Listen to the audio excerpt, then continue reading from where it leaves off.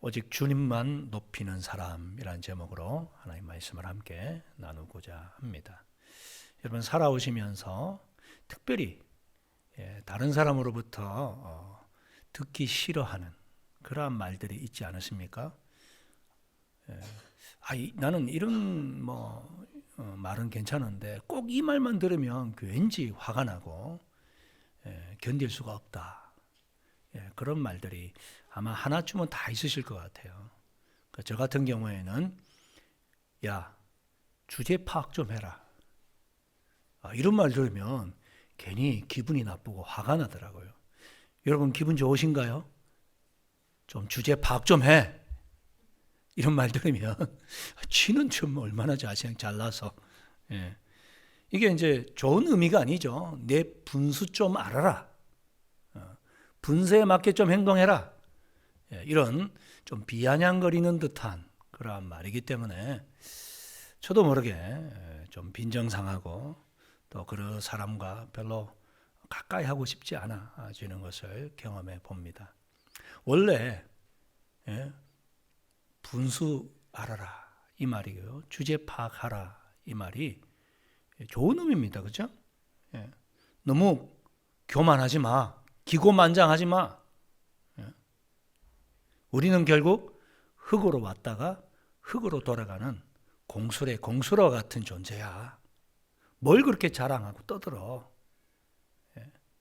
이렇게 받아들이면 되는데 이 말이라고 하는 게 뉘앙스가 또 있잖아. 그죠? 그러다 보니 우리가 주제 파악 좀 하라 하는 말이 저도 모르게 저에게 참 빈정상하는 말로 남아 있었던 것 같습니다. 그렇지만 우리가 신앙생활 하면서 꼭 잊지 말아야 될 내용이 바로 주제 파악입니다. 우리가 예수 믿기 전의 상태가 어떠했는지 그것을 다시 한번 떠올리게 되면 지금 누리고 있는 이 삶이 얼마나 감사하고 복된 것인지를 우리가 깨닫게 되는 것이죠. 사실 우리는요, 너나 할 것 없이 다 죄인입니다. 그죠? 이 세상에는 모든 사람이 죄인인데 그런데 두 부류만 나눌 수 있습니다. 첫 번째는 용서받은 죄인, 두 번째는 아직 용서받지 못한 죄인. 의인은 없나니 하나도 없다. 그렇게 성경이 말씀하고 계시지 않습니까? 그러므로 우리가 신앙생활 하다 보면 나도 모르게 찾아오는 게 나는 원래부터 의인인 것처럼 다른 사람을 비판하고 공격하는 마음이 내 안에 싹트기 시작한다는 것이죠. 저 김집사 저 사람 왜 저러지? 참 신앙생활을 왜 저렇게밖에 못하지? 나도 모르게 그러한 생각을 특히 목사이기 때문에 갖기가 쉽거든요. 그럴 때마다 너 주제 파악 좀 해라. 제가 제 스스로 네가 예수님 아니면 어떻게 이 자리에 서서 감히 말씀을 전할 수 있냐. 그렇습니다. 우리가 나도 모르게 찾아오르는 그 교만을 잠재울 수 있는 것은 바로 주제를 파악하는 것입니다. 안 그러면 아나무인이 됩니다. 심지어 하나님조차도 무시하는 그러한 교만의 상태로 나아갈 수 있다는 거죠. 하나님 이거 잘못된 거 아닙니까? 어떻게 이러실 수가 있죠? 나보다 못해 보이는 저 사람은 저렇게 사업이 잘 되고 하나님 나는 주일마다 꼬박꼬박 성수하면서 예물 바치면서 헌신 봉사하는데 우리 집안에는 왜 이런 문제가 계속 생겨나는 겁니까? 이렇게 나도 모르게 하나님조차도 무시하는 교만함이 솟구쳐 오를 때가 있더라는 것입니다. 여러분 오직 나의 주제를 파악하게 되면 감사할 것밖에 없는 줄 믿습니다. 감사합니다 하나님. 나 같은 죄인을 이렇게 구원해 주시고 하나님 자녀 삼아 주시다니. 만일 하나님께서 그런 은혜 주시지 않았더라면 저 꺼지지 않는 저 지옥 불쏘시개나 될 그런 인간을 동일하게 생각하시죠? 별로 반응이 없으신 거 보니까 저보다는 다 의로우신 것 같아요. 그렇습니다. 이게 바로 겸손이지요. 자기를 낮추고 하나님께만 집중하는 것. 이게 겸손입니다. 그래서 심지어 좋은 일, 뭔가 성과가 나타났다 하더라도 그것조차도 누가 하신 것입니까? 하나님이 하셨습니다. 한번 따라하겠습니다. 하나님이 하셨습니다. 그렇습니다. 뭔가 이루고 달성하고 나면 나도 모르게 끌어오르는 그 교만이 있잖아요. 그렇지, 내가 없으면 안 되지. 그게 아니라 하나님이 하셨습니다. 다 하나님 은혜입니다. 그렇다고 해서 무조건 자기 비하하라고 하는 말은 아니죠. 오히려 포커스가 나에게 맞춰질 때에 주님께로 돌려드릴 수 있는 것, 이것이 바로 우리의 겸손함일 것입니다. 어떻게 그렇게 하실 수가 있습니까? 예, 하나님이 하셨지요. 예수님께서 나에게 주신 지혜일 뿐입니다. 성경에서 내가 깨달은 것입니다. 많은 사람들은 자기가 주인공이 되고 싶어 하지요. 누가 배경이 되고 싶은 사람이 있겠습니까? 어릴 때도 성탄 연극 같은 거 하면 누구나 다 요셉 하고 싶고 마리아 하고 싶고, 그죠? 목자 1, 2, 3 이런 거 하기 싫잖아요. 근데 이상하게 저는 목자 1, 2 이런 거, 동방박사 1, 2, 3 이런 거 하고, 아니 선생님 저도 마리아 요셉, 마리아는 안 되겠구나, 남자 요셉 하고 싶습니다. 아유 안 돼. 아유 차별하시는 것 같고 기분 나빴는데요. 근데요 여러분, 성숙할수록 주님을 드러내는 삶을 사는 거죠. 예, 맞습니다. 오케스트라에 퍼스트 바이올리스트를 모집할 때는요, 얼마나 많은 사람들이 이력서 내는지 몰라요. 그런데 세컨드 바이올린 연주할 사람 구하면요 별로 안 옵니다. 주목을 못 받거든요. 누구나 다 우리가 주인공이 되고 싶은 그러한 욕구가 있을 때 주님, 배경이라도 감사합니다. 오히려 우리 기독교 정신은 그런 거 아닙니까? 나를 들여밟고 가시옵소서. 나는 징검다리가 되겠습니다. 부모가 그런 마음 같잖아요. 자녀들을 향해서 나를 밟고 네가 올라서라. 나를 이용해라. 자녀가 나를 이용하는 것은 기분이 좋은데 남이 나를 이용하려고 하면 왜 그렇게 기분이 나쁠까요? 그렇죠? 저를 이용하세요. 괜찮아요. 저를 사용하세요. 저는 당신의 도구가 되겠습니다. 우리가 공부를 하는 이유도, 일을 하는 이유도 하나님 영광을 위해서인 줄 믿습니다. 하나님 영광을 위해서 나를 도구로 그냥 사용하셔도 됩니다. 제 이름 안 나타나도 됩니다. 그렇습니다. 오늘 그러한 모습으로 살아갔던 한 사람, 오늘 본문 속에서 보게 되어집니다. 15절 말씀을 보니까 백성들이 바라고 기다림으로 무엇을 기다렸습니까? 바로 그리스도 메시아를 기다렸습니다. 백성들이 바라고 기다림으로 모든 사람들이 요한을 혹 그리스도이신가 심중에 생각하네. 구약 선지자들을 통하여서 그렇게 약속하셨던 메시아, 구원자, 그 그리스도를 사람들이 기다리고 기다렸는데 드디어 이 세례 요한이 우리를 구원할 메시아신가? 사람들이 심중에 생각하기 시작했습니다. 그의 메시지가 얼마나 능력이 있었던지. 심지어 바리새인 사두개인들조차도 세례를 받기 위해서 요단 강가로 몰려왔기 때문에 그렇습니다. 근데 이러한 사람들의 이야기를 그가 왜 몰랐겠습니까? 그래서 그가 한 말이 16절입니다. 16절을 다 같이 한번 읽어볼까요? 시작. 요한이 모든 사람에게 대답하여 이르되 나는 물로 너희에게 세례를 베풀거니와 나보다 능력이 많으신 이가 오시나니 나는 그의 신발끈을 풀기도 그는 성령과 불로 너희에게 세례를 베푸실 것이요. 아멘. 요한이 그를 향해서 당신이 메시아이십니까? 우리를 구원하실 분입니까? 막 기대에 찬 이야기들이 쏟아져 들려올 때에 뭐라고 이야기합니까? 모든 사람에게 대답하여 이르되 나는 물로 너희에게 세례를 주거니와 나보다 능력이 많은 이가 오시나니 나는 그의 신방끈을 풀기도 감당치 못할 그러한 부족한 자다. 내 뒤에 오시는 그분은 성령과 불로 너희에게 세례를 베푸시리라. 여러분, 난 아니야. 내 뒤에 오시는 분이 진짜야. 이런 말 하기 쉬울까요? 왠지 나도 모르게 그냥 저 같으면 침묵했을 것 같아요. 침묵.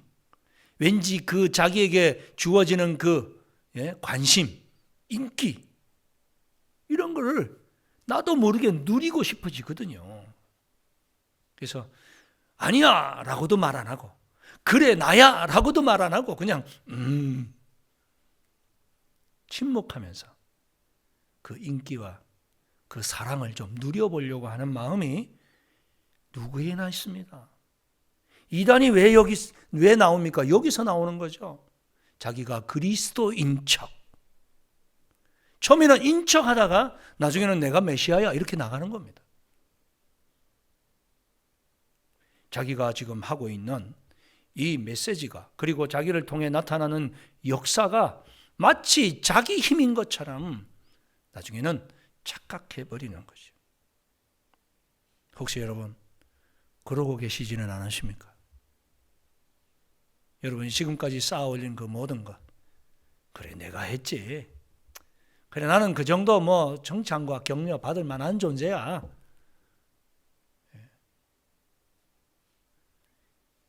그게 바로 우리가 우상으로 빠져나간 내가 하나님 자리에 앉는 그러한 기회가 되고 만다는 것을 여러분 잊지 마시기 바랍니다. 나는 메시아가 아니다. 나는 그분의 신발끈도 메어드릴 존재가 못 된다. 대단한 사람입니다. 대부분은 나 이런 사람이야. 알리고 싶잖아요. 알아서 기어. 그러고 싶은데 이 세례요한은 전혀 그러지 않는 이 그의 겸손은 도대체 어디서 나오는 것일까요? 원래 그렇게 겸손한 성격을 가지고 태어난 사람인가요? 아닙니다. 성경은 그가 어머니 뱃속에서부터 뭐가 충만했다? 성령이 충만했다. 성령의 인도하심이 아니면 나를 나타내고자 하는 이 교만함을 이겨낼 수 없다는 것입니다. 이것이야말로 참된 겸손이요 거룩한 겸손입니다. 누구나 다 겸손 코스프레 하기 쉽습니다. 겉으로는 그저 겸손한 말. 아유 아닙니다. 제가 부족하죠. 아유 제가 뭘 해요. 그러나 속으로는 아유 그래도 내가 했지. 이런 코스프레 하기가 쉽거든요. 근데 진실된 마음으로 세례요한은 겸손하고 있습니다. 오직 모든 영광은 주님께만 돌리려고 하고 있는 것이죠. 심지어 요한복음 3장 30절 말씀에 보니까 그는 이렇게까지 이야기하더라고요. 같이 한번 읽어보실까요? 시작. 그는 아멘. 그는 흥하여야 하겠고 나는 쇠하여야 하리라. 쇠하여야 하려 뭡니까? 나는 망해도 된다. 오직 주님께만 영광을 돌려라. 주는 흥하고 나는 망하고 괜찮다.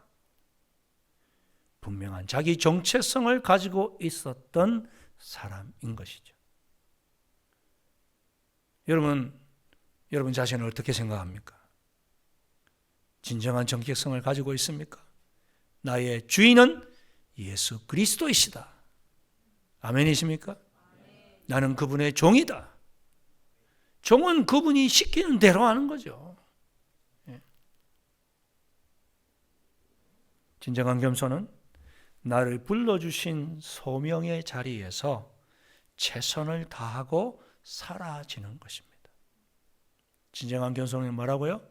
나를 불러주신 소명의 자리에서 최선을 다하고 나는 사라지는 것. 오직 주님께만 영광이 돌려지도록 하는 것. 이것이 바로 저와 여러분의 자리라고 하는 것을 잊지 마시기를 축원합니다. 마지막 세 번째로 기억할 것은요, 오직 주님께 영광을 돌리는 것입니다. 요한과 예수님의 차이를 분명히 이야기해 주고 있습니다. 무슨 차이입니까? 세례 요한은 자기는 물로 세례를 베푼다. 그러나 예수님은 어떻게 하신다고요? 성령과 불로 세례를 주신다. 분명한 등급의 차이가 있다는 거예요. 자기는 아무리 쫓아가도 우리 주님 발끝도 못 쫓아간다. 신발끈도 묶어줄 그런 존재가 못 된다. 여러분, 물세례 이게 보통 큰 능력이 아니잖아요. 아무나 베풀 수 있는 것이 아니지 않습니까? 그의 말 한마디에 사람들이 회개하고 죄를 자백하고 그리고 그 회개의 증표로 물로 세례를 베푸는 거잖아요. 회개는 말씀의 찔림을 받을 때 나타나죠. 여러분, 우리가 예배 때마다 말씀을 들을 때마다 찔림이 있기를 바랍니다. 그저 무덤덤하게 있다가 돌아가는 것이 아니고 말씀을 들을 때마다 내 양심에 가책이 되고 주님 용서해 주십시오. 제가 왜 이렇게 어리석고 우둔한지 늘 죄와 짝하고 이런 찔림이 있어야 복이 되는 줄 믿습니다. 우리 모장의 예배 때마다 이런 회개의 역사가 일어나기를 축원합니다. 한 사람도 그저 예배에 맹숭맹숭하게 왔다가 돌아가지 않고 웃든지 울든지 두 가지 중에 하나야 해야 될 줄 믿습니다. 가만히 보면 감정에 미동도 없는 분들이 계세요. 무감다, 무덤덤하게. 여러분, 물론 우리가 고난과 시련 앞에서 너무 그렇게 민감할 필요는 없지만 말씀 앞에서는 좀 찔림도 있어야 되고 감동이 되면 아멘도 하고 우리가 그런 은혜가 있어야 될 줄 믿습니다. 그렇습니다. 오늘 이 시간 주님 앞에서 말씀을 들을 때 우리의 옛사람의 그 고집과 독선과 위선과 같은 온갖 욕심들이 다 빠져나가기를 축원합니다. 그 모든 것들 십자가 앞에서 다 내던져버리고 오직 예수의 그 피에 거룩한 옷을 덧입으실 수 있기를 축원합니다. 그럴 때 어떤 역사가 일어납니까? 네 안에 있던 영혼에 가득 차 있던 그 죄의 관이 다 빠져나가 버릴 줄 믿습니다. 생명의 관이 뚫려버리는 것이죠. 우리 주님과 내가 하나 되어지는 놀라운 은혜가 그때 임할 줄 믿습니다. 회개하고 나면, 말씀으로 은혜를 받고 나면 기쁨이 터져 나오지 않습니까? 찬양이 흥얼거리게 되고 감사가 나오고 눈물이 흐르고. 지난 한 주간 동안 찬양 부르시면서 눈물 흘려보신 적이 계십니까? 세상 가요는 부르다가 눈물을 흘리는데 찬양을 부르다가 눈물이 없다. 이거 문제가 심각한 겁니다. 우리의 영혼에 메말라가고 있음을 여러분 스스로 인지하시고 주님 은혜가 필요합니다. 내 마음에 죄가 가득 끼어져 있습니다. 주님 나를 깨끗이 씻어 주시옵소서. 이러한 회개의 역사는 성령의 은혜로만 주어지는 줄 믿습니다. 그래서 예수님은 세례요한과 등급이 달랐어요. 세례로 성령으로 세례를 베푸신다는 거예요. 그렇습니다. 물세례는 옛사람을 벗어버리는 것이라면 성령 세례는 새 사람을 입는 것인 줄 믿습니다. 더러운 옷을 벗어버리는 것으로 끝나면 안 돼요. 우리의 영혼이 깨끗해지는 것만으로 끝나면 안 됩니다. 거기에 아무것도 채워넣지 않으면 어떻게 된다고요? 예, 더러운 7 귀신이 들어와서 더 이전보다 엉망이 되는 거예요. 그래서 성령의 세례가 필요합니다. 그래서 에베소서 4장 22절 말씀 같이 한번 읽어보겠습니다. 시작. 너희는 유혹의 욕심을 따라 썩어가는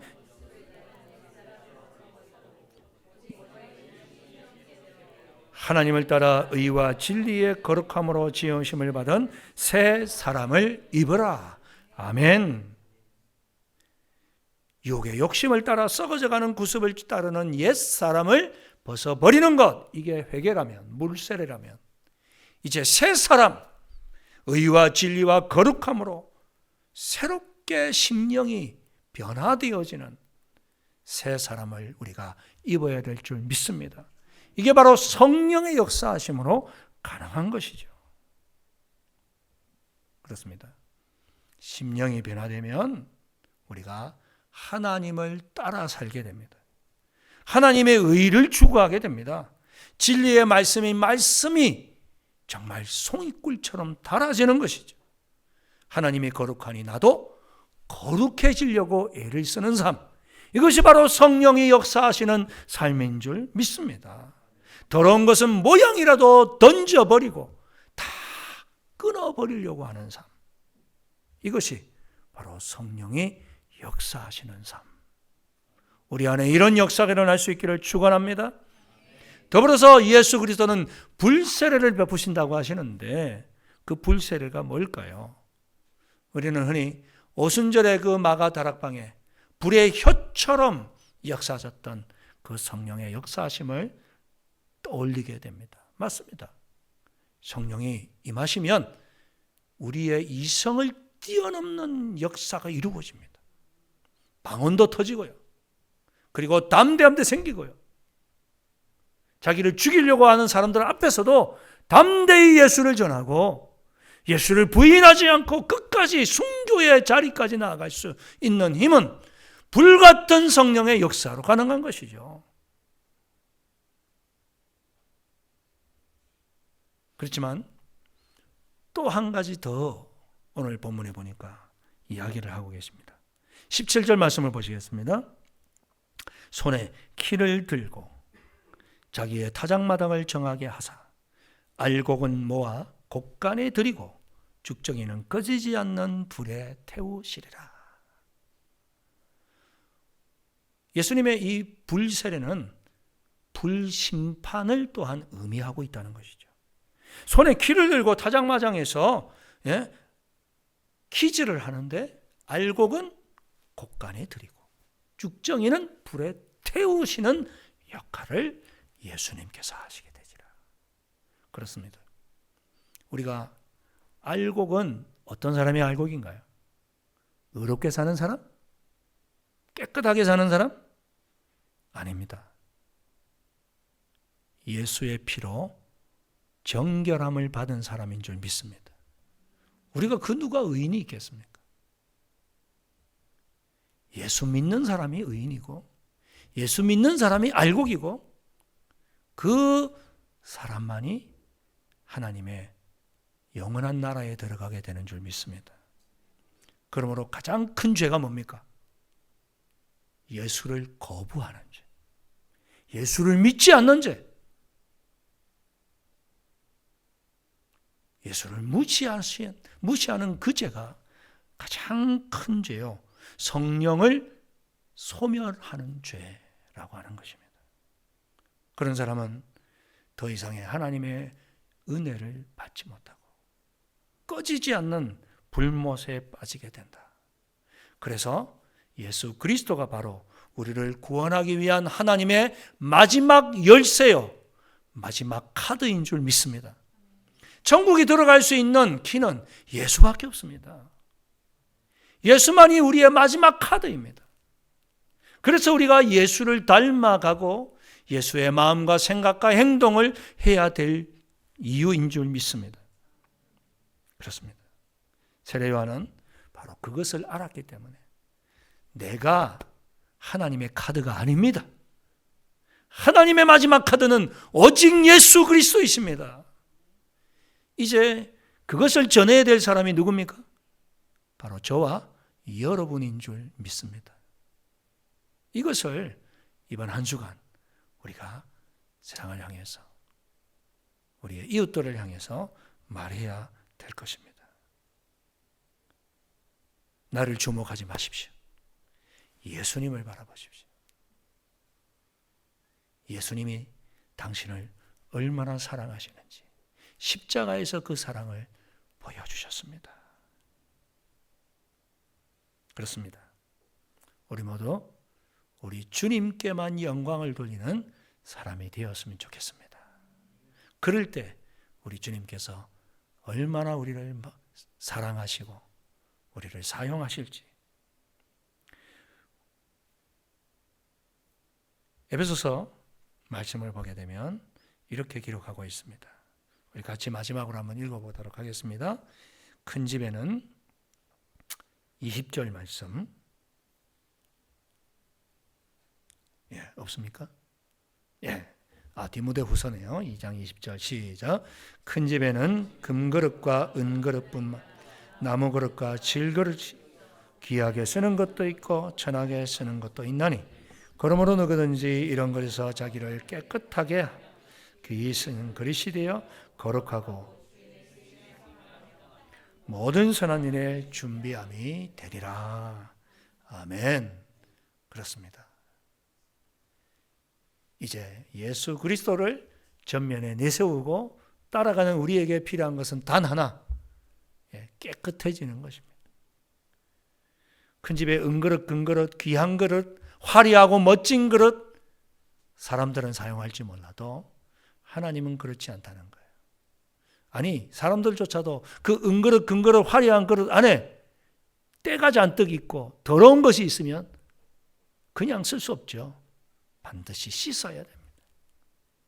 아무리 가문이 좋고 학벌이 좋아도 외모가 출중해도 그의 마음 안에 교만이 가득 차 있고 자기가 가득 차 있으면 하나님이 쓰시지 않습니다.